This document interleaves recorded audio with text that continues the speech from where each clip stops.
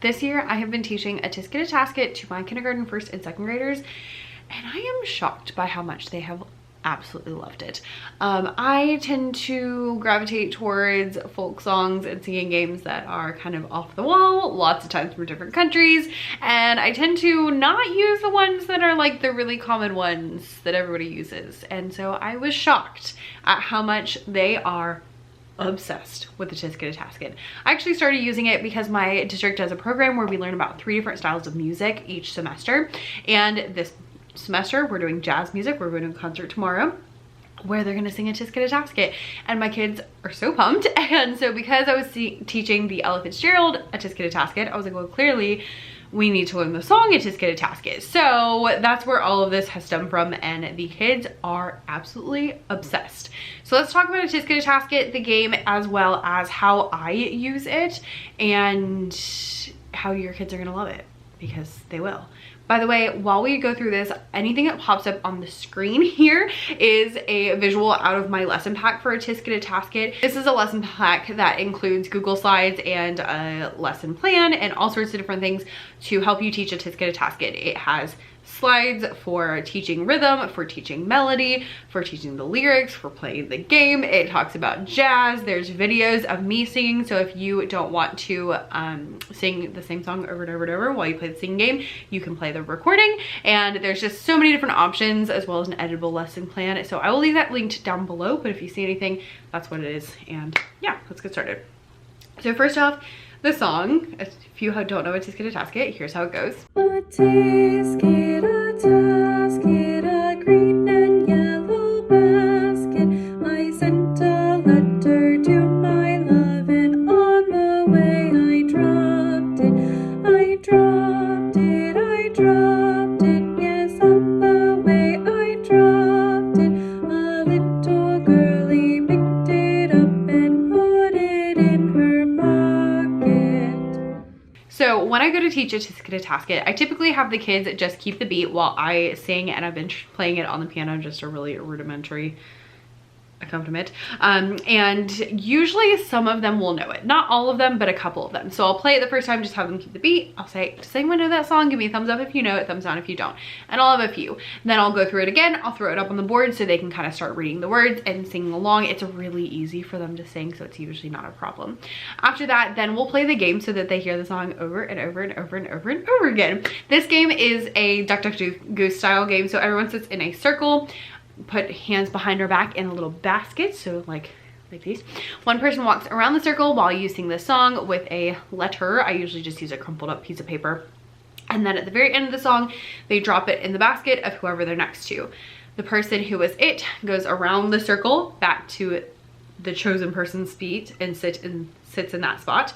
The chosen person has to try to catch them before they make it back to the seat to be safe. So just like Duck Duck Goose, if they tag the person, then that person goes in the middle until someone else is tagged, and the game keeps going until you run out of time. The kids are obsessed with this game. True story, the other day we were playing it and we were singing about a TISKET a TASKET, and I told the kids, all right, we only have time for 2 more rounds. It's the next round.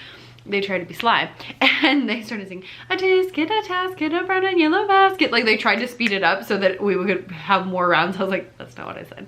So we had 2 more rounds. I did not say how much time, but I did think that was kind of clever. So it was quite funny. But that is how you play the game. So when I introduce it, piano, beat, we play the game, and then we're working on the rhythm. I did this a lot with my second graders because we've been working on half note, and so I have them show me where all the long notes are. So we'll do a TISKET a TASKET, and so we'll go through, and then at the end I'll say, great, who could name one of the words that had the long note in it? And so they'll raise their hands and, oh, TASKET, basket, you know, things like that. And so they go through all the different words that have those longer notes so that they're understanding that. And then up on the board, if I haven't introduced half note yet, I'll throw up like the rhythm, but with little envelopes where the long parts are, and so that way we can see where those long parts are. Then on a different day, I'll introduce half note, and so we'll go through and look at the song again. We'll talk about those long notes, and we'll be like, oh, you know, is this letter? Do we think that this is a rhythm? And I always say it like that. Do you think this is what it really looks like? And they're like, no.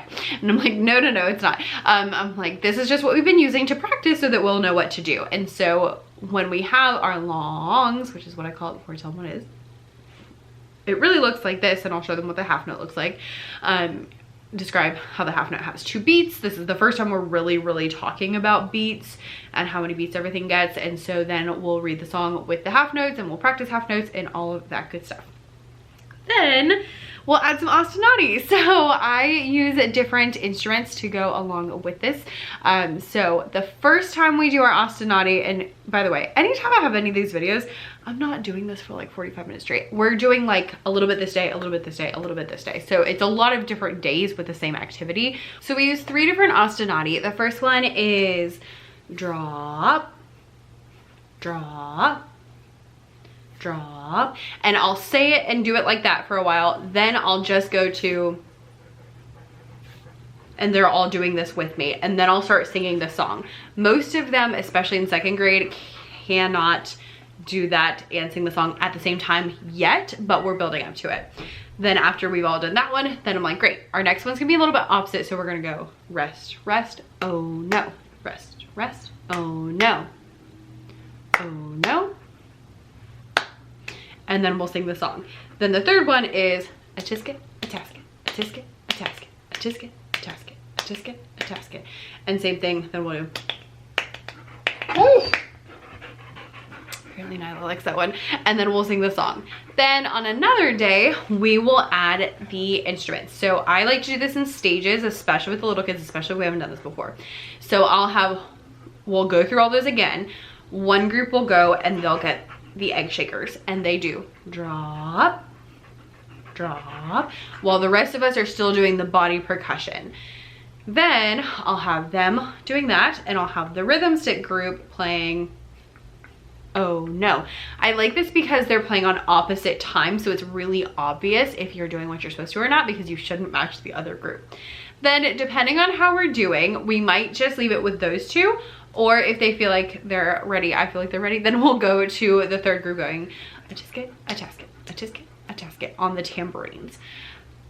As we do this, we'll do, you know, 1, and then we'll sing with that one. Then we'll do 2, we'll sing with that one, and then potentially do 3, and then sing with that one. And then I have them rotate so they get to try something different. And we do it the same way. We add 1, then we add the next one, and then we add the next one, and then we sing. I also do it the same way going out. So I'll I'll cut off the tambourines, then the rhythm sticks, and the egg shakers are the last one to be done. So this is kind of how I approach using ostinati like that with the younger kids especially, and definitely feel them out. If they do not seem ready for 3 groups, don't do 3 groups. Like, that is totally fine. You don't have to do it, but it's great. Then on another day, I will pull out a different version, which is Ella Fitzgerald's version. So if you don't know, Ella Fitzgerald has a version of a TISKET, a TASKET, but it's jazzy. And so I love to teach them the song and then show them that. And then they're like, because they get so confused. They're like, it's the same, but it's not the same. Like, exactly. And so I tell them, like, this is Ella Fitzgerald. She's a really famous jazz musician. She took the song we know, the song we've learned, and she changed it. And I'll ask them to figure out what those changes are. And they'll tell me, oh, some of the words are different. Oh, the ending is a lot different. Oh, there's more verses. It's longer. And so we go through all of those things that are really obvious. So, like, for example, she says, a brown and yellow basket instead of green and yellow basket, which is how we typically do it. And that's also a good, you know, time to be like, this is called a folk song. Folk songs change because people sing them and they change.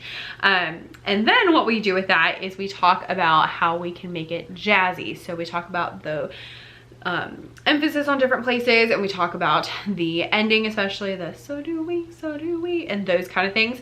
But the biggest thing is where the beat is. So in jazz, the emphasis is on the backbeat. So I have them stand up and we'll put the beat in our feet. So we'll do stomp on 1. So we go stomp, like 1, 2, 3, 4, 1, 2, 3, 4, and we'll sing the song. A tisket, a tasket, Then I'll have them stomp and clap on 2 and 4. So we do like stomp, clap, clap. A tisket, a tasket. And immediately it already will sound different and they can hear it. So then I'll ask them, like, did that sound different? They're like, yeah. I'm like, all we did was change the emphasis on which beat was the most important, and just doing that already made it different and already made it like jazzy. So little things like that can make a huge difference, and it's really fun because they can figure out some of those things. They may not have the words for it yet, but they can do it. And then we're gonna add one more game. So at the end of the song in Ella's version, they go through and the people in the bus, if you watch the music video version, I'll link it down below. The people in the bus go like, was it red? And she sings, no, no, no, no. Was it blue? No, no, no, no. So we did this and talked about improvising, and up on the board, I put little blocks on the board.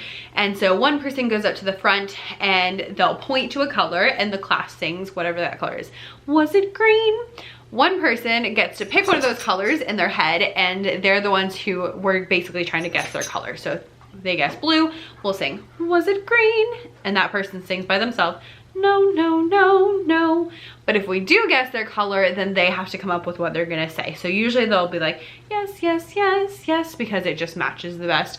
But they get to improvise, they can do whatever they want. So that one's really fun, and it's a good solo singing activity, especially for like 2nd grade, because a lot of solo singing songs I feel like are much more like kinder first. So this is a good like 2nd grade, like we're a little bit older, you could probably even do it 3rd grade, and it's really fun. If you buy the lesson pack, by the way, there's videos of me explaining the backbeats idea as well as explaining the game. There's not any recordings of Ella singing because that's copyrighted, so I don't have her videos in there. It's on Google Slides, so you could really easily add it in there, but I couldn't legally do that, so just FYI, don't expect that. But everything else is included. It goes through everything, and it also goes through how you can use it to learn about law if you would prefer to use it that way, which is totally fine, just not how I chose to use it this time. And you know what? Next year might be different, because that's the fun thing about this, is we get to change things up every year. Because I don't know about y'all, but I get really bored doing the same thing all the time, so I like to switch it up, which is why I have all these videos, because I do different things like all the time. So anyway, if you haven't tried it, TISKET, TASKET, highly recommend. You don't need the lesson pack, but I will link it down below because it does make your life super easy, especially with that editable lesson plan. Some other things you could do with this song include one thing that's like my new favorite thing ever, and that's basket rhythms. I am obsessed with fun rhythm manipulatives, and this is one of my favorite ones ever. So basically it's a basket and you add different things to your basket, and then you have to add the rhythms that match them. If you don't know rhythm yet, just use the items, that's fine too. But the kids get to a hoot out of making the different rhythms out of different things. Super cute, especially in like springtime, Eastery time, but you can use it whenever you want because it's fun. I also have a bunch of different activities in the printables that you can use. So you could write, I've had the kids write letters to their moms or to their friends. I've had the kids draw like a storyboard situation of the song, so like drawing pictures for each of the different parts of the song. I've had them fill in the rhythm. I've had them do all sorts of different things, so you can check those out down below, and I'll see you in the next one. Bye.